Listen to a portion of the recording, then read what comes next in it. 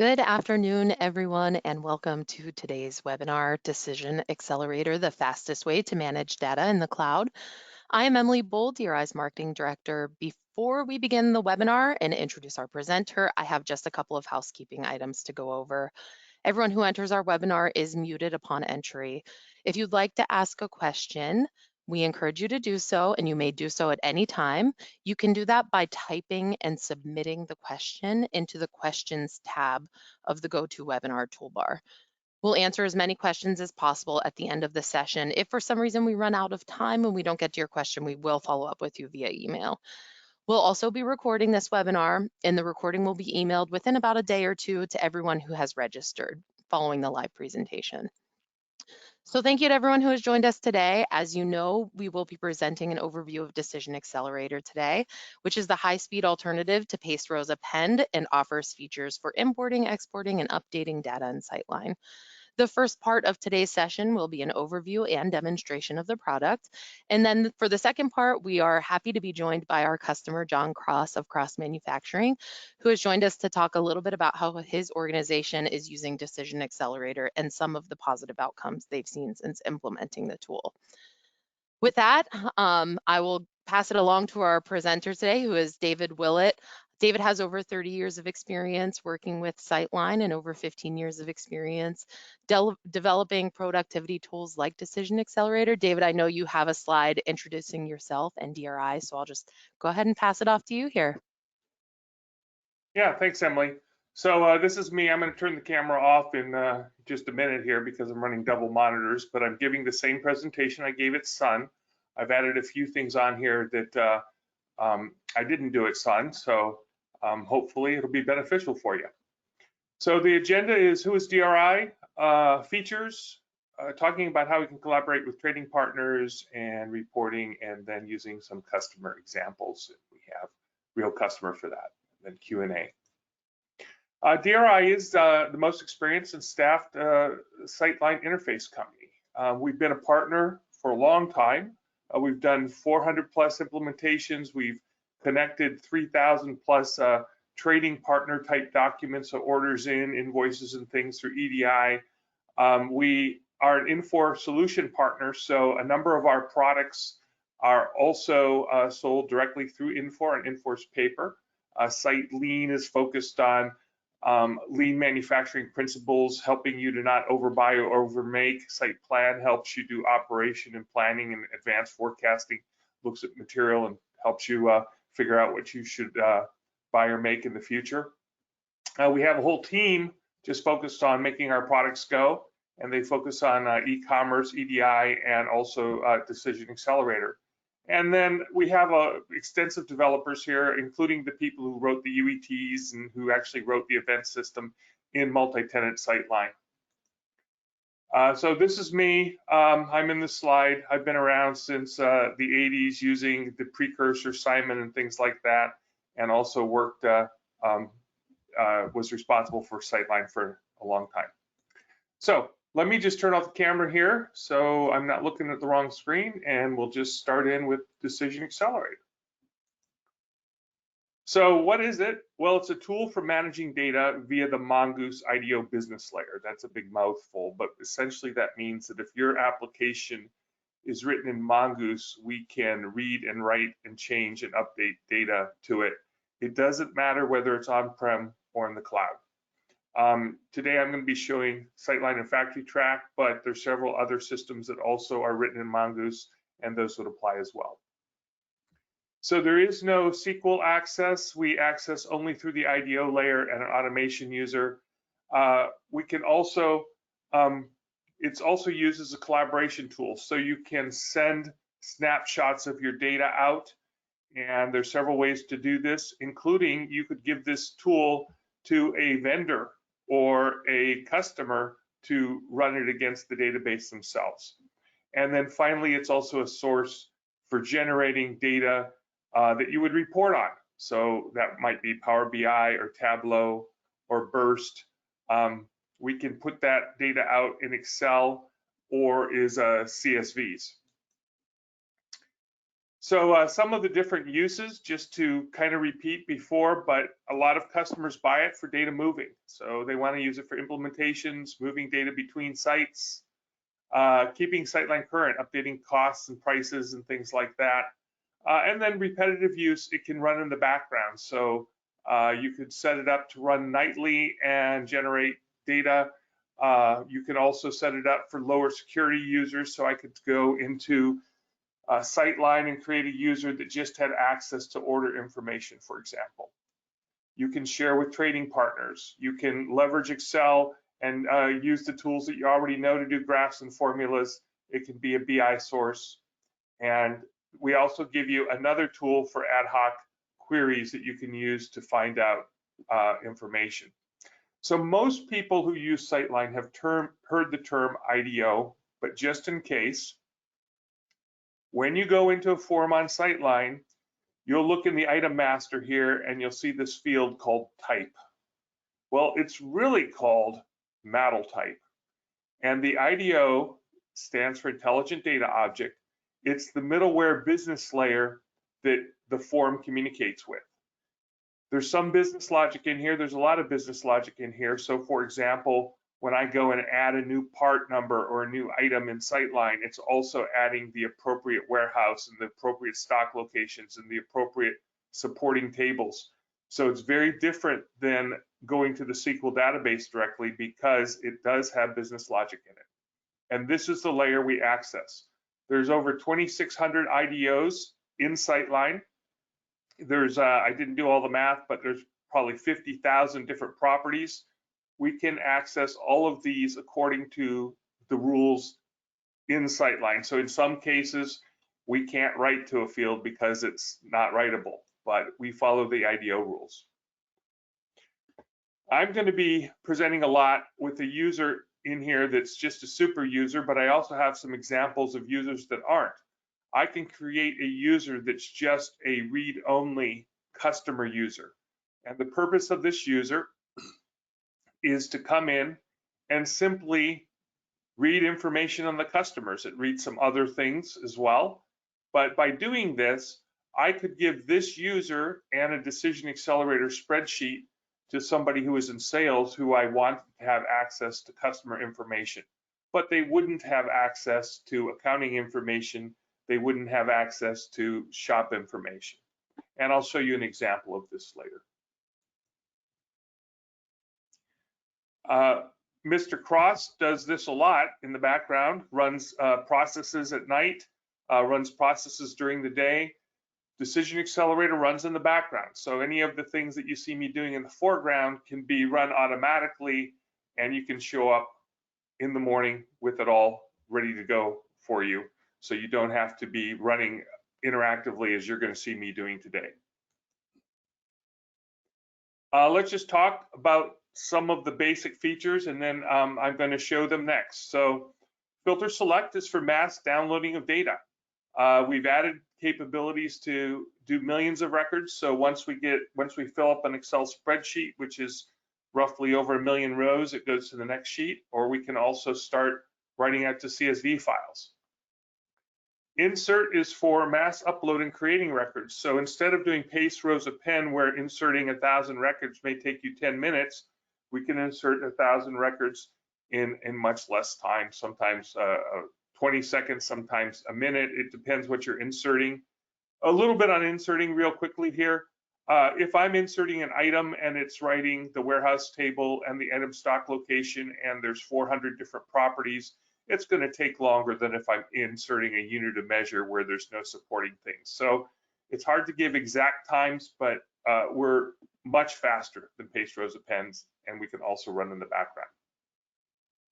I'm going to show you update today that does changes on data. So you can change single rows of records, or you could do a mass replace of information.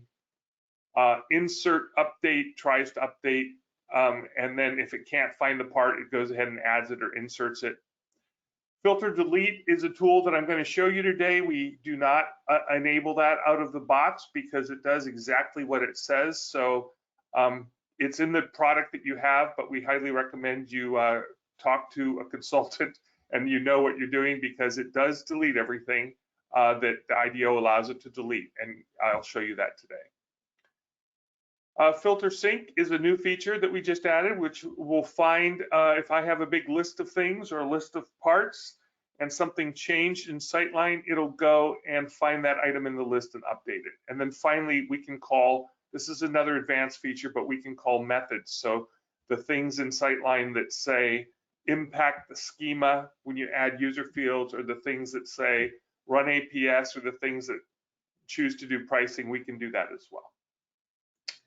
So let's take a look at how these work, and I'll jump into a demo and I'm going to exit the PowerPoint and go from there. Okay, so the first thing I'm going to run is a filter select, but the Decision Accelerator, it's just a simple little Windows desktop app. And we have some customers, as a matter of fact, I believe Mr. Cross runs on a Macintosh, and he runs a Windows VM in there, but it is a Windows app. And the app is pretty simple. That's what you do. If you want to create logs and things, you can do some other things, but to open it, you would just hit that. It gets its direction from these Excel spreadsheets, and I have different Excel spreadsheets that I'm going to show here. And you can mix commands. You can have filter select and insert in the same spreadsheet, or filter sync and insert, or you can just keep them separate. So when I open up a spreadsheet, we are reading from SyteLine and writing to this Excel spreadsheet. So we're using it as a database. And right here you can see I have items in LA, which refers to this tab. I'm going to pull items down, and you'll notice I'm just pulling down fields and properties along the top. I'm not pulling everything down. I'm just pulling down this information. I have items in Dallas. This is another database. So I'm going to another site and pulling it down. I have operations that I'm going to pull down, and I may already have, oh, no, I don't. But I also have customer order headers, including a whole bunch of UETs. Then on the beginning slide, I have formulas. So I'm only pulling down the purchase parts in LA. I'm only pulling down things that begin with FG or finished goods in Dallas. I'm only pulling down items that have the taxes not null. So we can build filters. And the other thing I wanted to show you is these two highlighted ones. I don't have this no validate on, which means even though the tab's not there, it's going to go query the IDO, figure out what it needs to do, and build the sheet for me. So let's just run this. And I'm going to say, go ahead and open filter select. And it's reading through 3,000 rows. Can't narrate this, it goes too fast, the jobs. And how do I know when it's done? Well, when it's done, it'll say, open up, open Excel. And it's done. So if I open that up and I look at it, it created tax codes, and it created all the properties that I can use. What I like to do is I like to put these vertical just so I can kind of read them better. So I typically do that.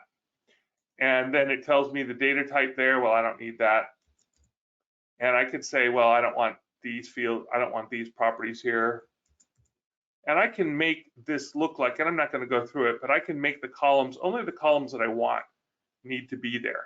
So in the future, I can look at just the data I want to get. The same is true here. I can say I don't want the workflow, and I can delete it. And then it's a template like these that I can run. So if I'm looking at the items, you can see I pulled everything down from my database that was a purchase part. Now I don't need to show you this because it's in the filter, but I am showing you because the filter was purchase parts. And Dallas was supposed to be finished goods, and everything that starts with FG is in this spreadsheet. And there's a lot of them. And then I pulled down operations. So these are my job right operations. So that's how filter select works. I could turn around, edit the data, and insert it into another site or things like that. I'm not going to do that on this example. I'm going to turn around and show you an insert example. So that's filter select. What insert will do, and we'll come back and do this other one later, is I have a bunch of parts that I want to insert, and they all start with sun. And I'm going to insert them into my LA database. I could also insert them into Dallas. And if I'm in my LA database here, I see I have no parts that have sun in them or start with sun. So I'm going to go ahead. I'm going to say open up the insert. And it's kind of fun. You can see them go in. So as they're going in, you'll see them show up in SyteLine. So it's done. It says open in Excel. It's done already. I should mention down at the bottom, we do have a log. We're not going to look at all of them, but when there's an insert log, and this popped up on my other screen, but it says when they went in. Oh, sorry, that's the, yep. So when they go in and everything, it's giving me a log of the status, and it's giving me a log of everything that goes in, so I can have that at the bottom. So I'm going to close that and go to the next one. Oh, in SyteLine, let me show you what I did here. So these are all the parts that were inserted. They all are prefixed with sun. They are all finished goods. So I inserted just a bunch of finished goods. These are items that maybe I'm going to sell in a web store or something like that. And on the planning screen, they are all D365. And I also have a family code called D366, and I'm going to update it in just a moment. But the next DecisionExcelerator operator I'd like to show is the update.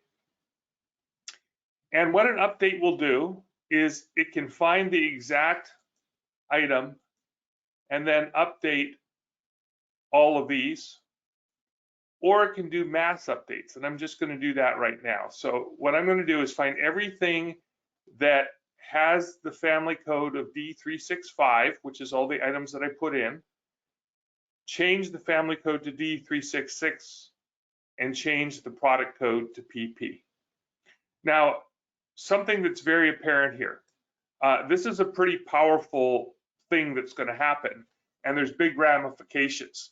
And we are showing you a powerful tool, but we highly recommend that you get with your consultants. You, of course, play this on a train database and things like that, because when you do these types of things, it does the change directly in SyteLine if the IDO allows it.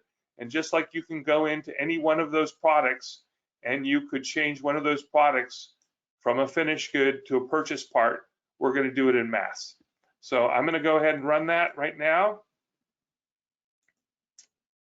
and close that spreadsheet and say update.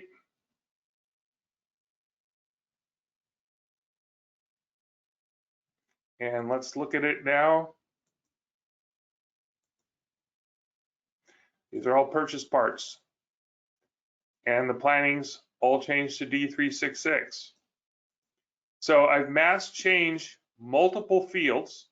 That's something that you can't do in Paste Rows or replace value in collection. You can only change one at a time. So I mass changed based upon a filter. I changed two different things. And just like if I do it in replace values in collection, there is no undo. So of course you want to be very careful doing that, but that's a example there. Okay, what I'm going to do now is I haven't done before, so hopefully things work correctly for me. I'm going to jump out and I'm going to sign out, and I'm going to go into the Dallas site and I'm going to change the price on something. So I'm going to open up item pricing, and let's find the item that I'm going to do a filter sync. So filter sync has got a product called motorhome, which I'm going to go into the pricing and I'm going to say, okay, let me find the motorhome. And it's a $100,000 price, and I'm going to decide that that's a little too high.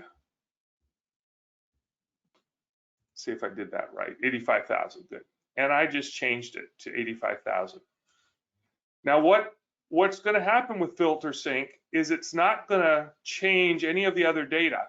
So the idea here is I could have a very large spreadsheet that would have all kinds of data in it, and it would go out, and instead of regenerating it, it's going to find only the data that's changed.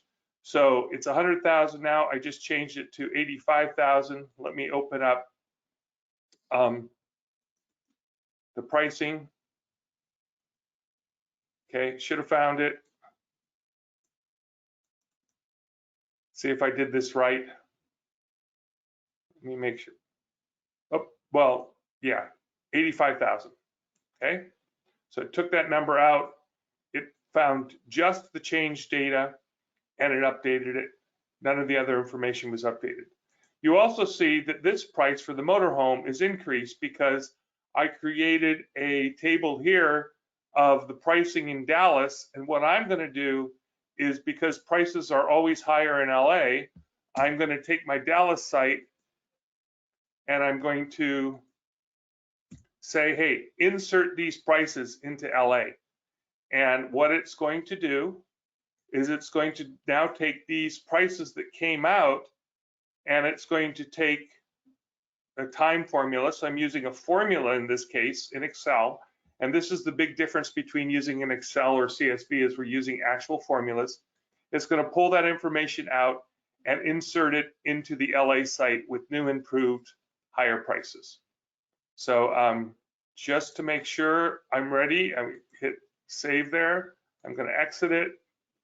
And I'm going to open up that same sheet that's called Pricing Filter Sync Insert. And in the meantime, while it's running, I'm going to sign back into LA.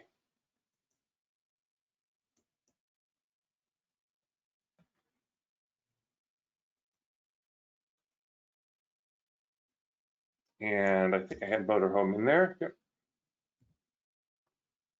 Okay, so we got our new price. So what I did is I did a multi-site to site SyteLine copy, and I manipulated the data as we went. Kind of fancy, but just showing you capabilities of the tool. Okay, so we did update. So the last thing I want to do is filter delete, and then we'll talk about some of the other features. So filter delete's already set up, and what it's doing is it's telling me, hey, we have 20 records that have that family code, and then it says there is no undo in double exclamation points, and that means that once I delete those items, we're done. Then it's going down and it's getting rid of items in the other site telling me there's no undo, so I'm deleting both LA and Dallas. And I should be done. And it's also deleting the prices that I just added because I gave them a DecisionExcelerator price code. So this is the way that I can, of course, demo and get my database back to the way it was before. Okay, so let me continue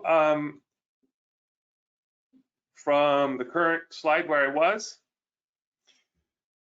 We won't go into all this, but we have lots of, these are the basic features. We have the ability to, append to a spreadsheet, the ability to calculate formulas, the ability to create snapshots, which is what I'm going into next. And we can do snapshots to SharePoint, to physical disk, or to Exchange. So in snapshots, we can name based upon the data that's in the spreadsheet. Snapshots don't have credentials, so I can send just the data out to people. And normally a DecisionExcelerator spreadsheet has information on how you connect what you're connecting to. That information's not in there. We can also hide tabs, so you can have Excel spreadsheets and things that we want to hide, and you can just send out just the good stuff. You can send it out to folders, you can send it out to Exchange, and you can send it to SharePoint. Just showing you a little bit we could use, and nobody's supposed to figure out this formula here, but a long formula that's basically looking at the data, the last row of the data, and saying, hey, this spreadsheet is named all PO items, LP, which is the first row, to the last row of data. So we can actually put that in there. This is an example where I'm doing snapshots and I'm actually posting them to an Exchange folder so that I can go back in history and I'm looking at what my shop load was for different periods of time. And that's just using the Excel graphing power. Here's another snapshot where I'm looking at from this PO number 311 to this PO number 314, and I'm using it to name. And then we can also post things to areas in SharePoint. So if you have Microsoft Office 365, you have a SharePoint folder, you could create a SharePoint folder just for your supplier, or just put things in here as snapshots. So let's look at some collaboration examples. I'm just going to show you the SharePoint a little bit, not spend too much time on it. Exchange public folders in the file system. So yeah, I'm done with SyteLine. Okay, good. Guess could always log back in again. So this is the screen I showed you. You know, I have the ability in SharePoint to just give this supplier access to just this folder. And this isn't very big, but they can come in and see, oh, these are the POs that I'm supposed to supply.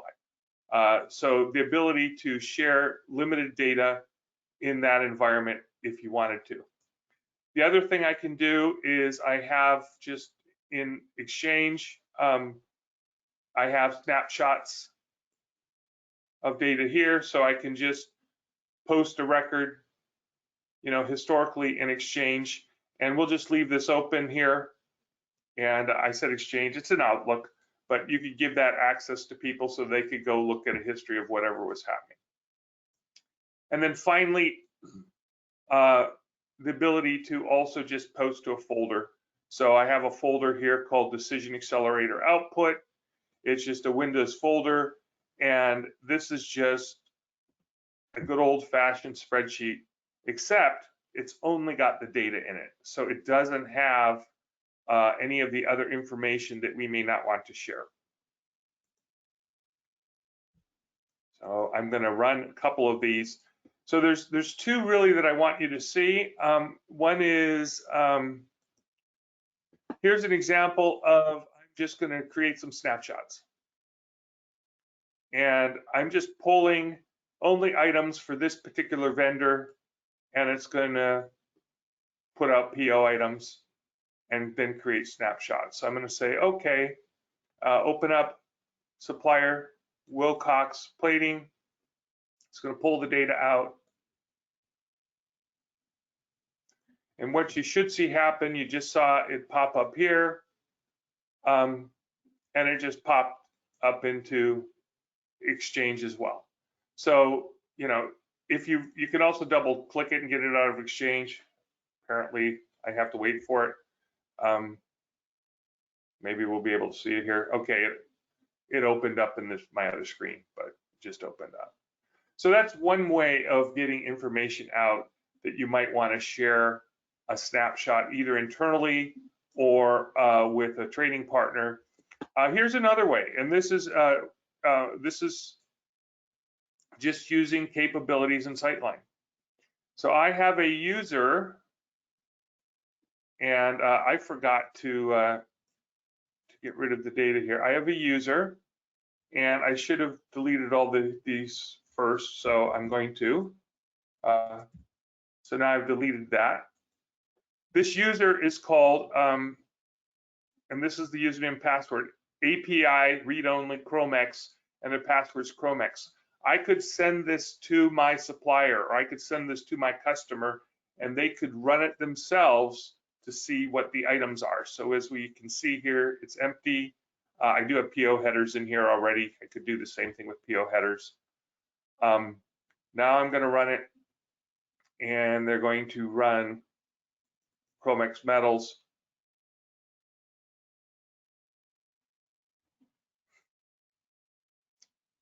So very subtle difference, but I could, because I'm using a low security user, I was able to pull my POs only, because in SyteLine on the IDO, I built it so that this user could only see order lines for themselves.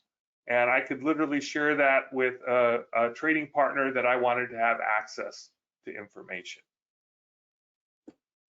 Okay, next thing is kind of more reporting. So let's go back in a little bit and pick up where we left off. I'm not really going to be in PowerPoint very long at all, but we just showed some collaboration examples. Now I'd like to show two customer examples. One is from a customer called iTech. They pull from multiple Mongoose systems. The other, we have John Cross on, and we'll let him go into it. We'll show you some Power BI examples.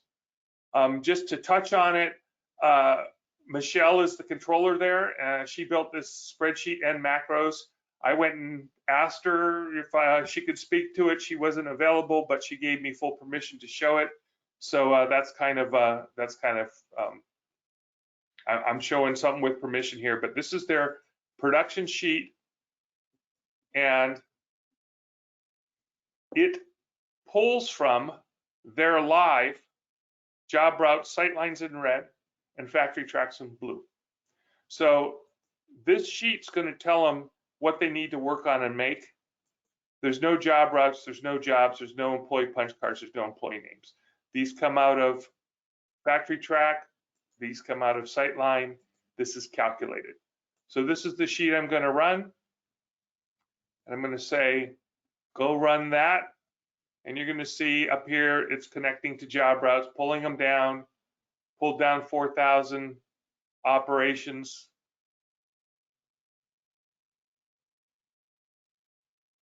So open Excel means it's done. So we'll see the job routes populated, whole bunches of them. See how many do they have? I thought it was 4,000. Yeah. Okay, so a whole bunch of job routes came down, jobs, employees punch card, employee name, pulled out all the information they needed.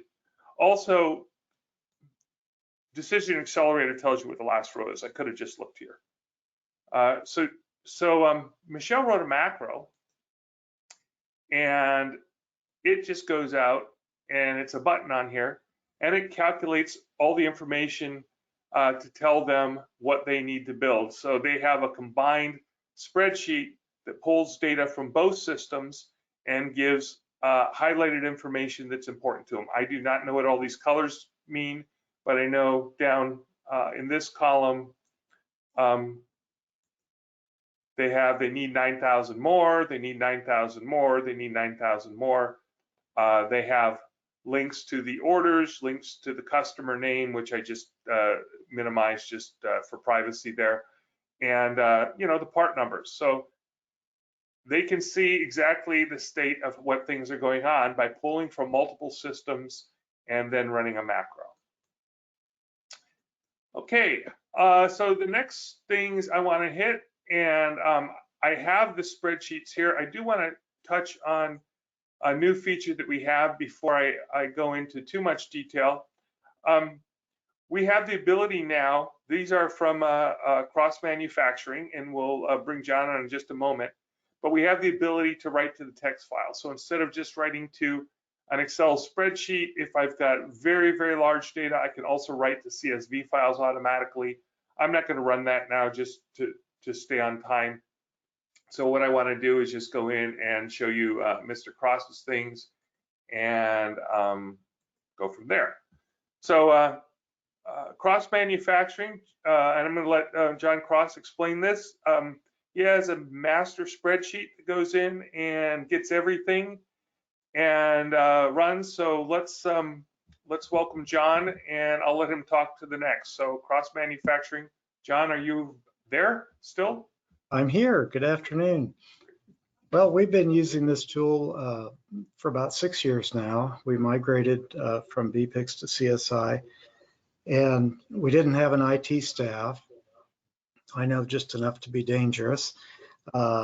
So we needed a way to migrate our data over. And as David already mentioned, Paste Row Appends has limitations. There's no way it could handle 10,000 rows or 150,000 rows.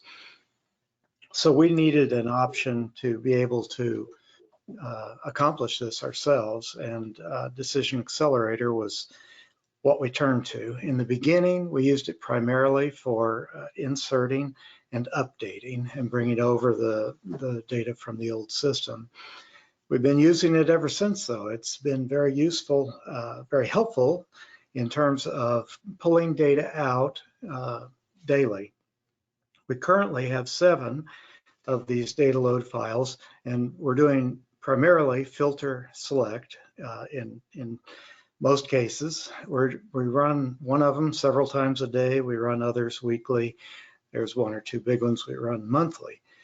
But the way we run it and how we then utilize the data is we do utilize Windows Task Scheduler to execute the DecisionExcelerator job on a scheduled basis.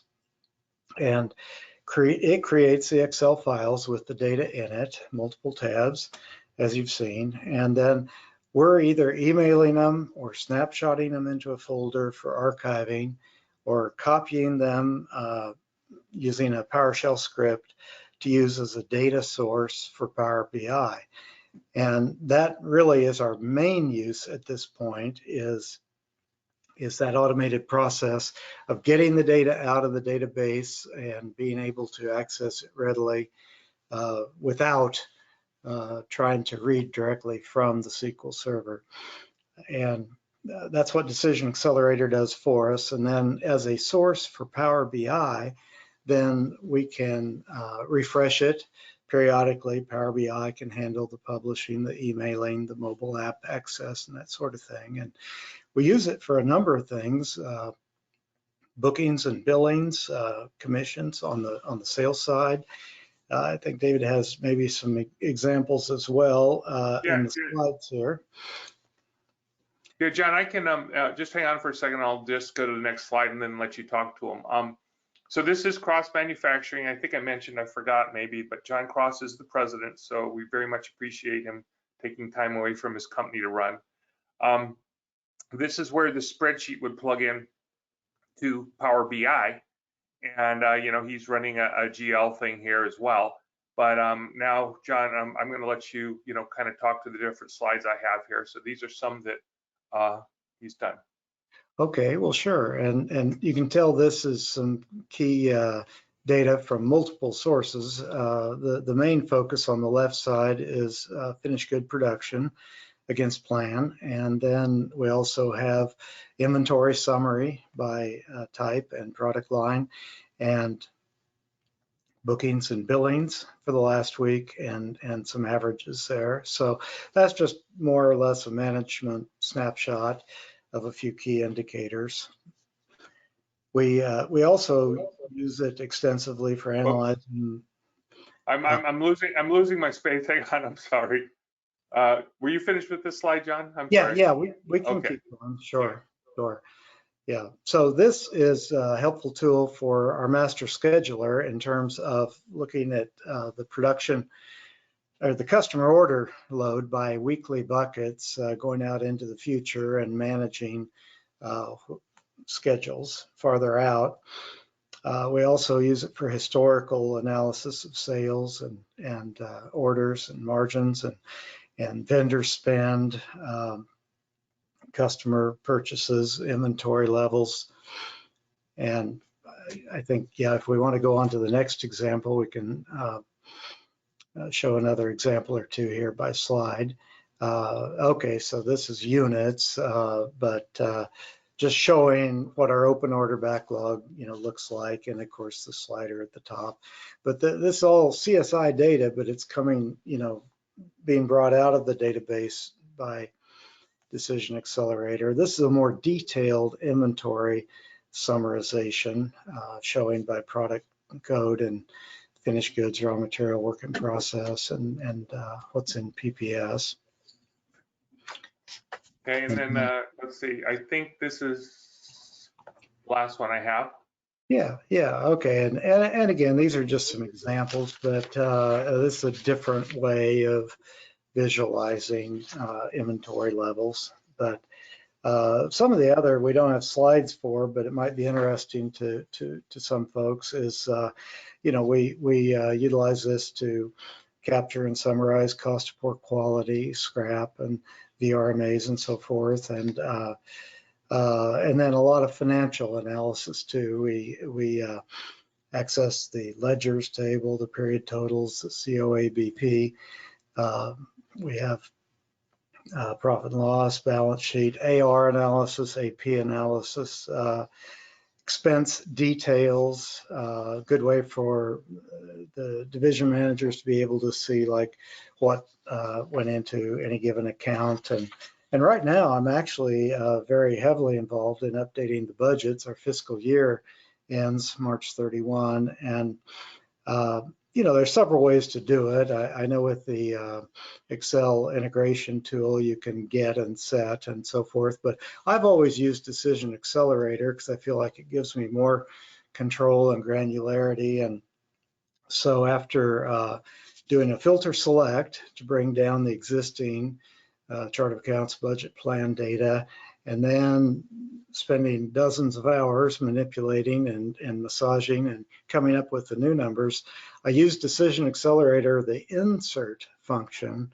to put the new 1,340 rows of all the accounts by all the unit code variations in for the new fiscal year, and just did that yesterday, so fresh on my mind. And now we're doing further analysis, and then we can go back, and we will go back because it's a multi-step process, as it is for most companies, I'm sure, to optimize and negotiate and so forth. But I will use DecisionExcelerator to use the update function, and based on row pointer unique, I'll be able to say, no, instead of $1,000 for that, I want it to be $900 or whatever the values might be, and we'll do that for hundreds of accounts to fine tune it. But so filter, select, insert, update, those are the main ones that I use. And again, we have 7 of them that are doing filter select routinely.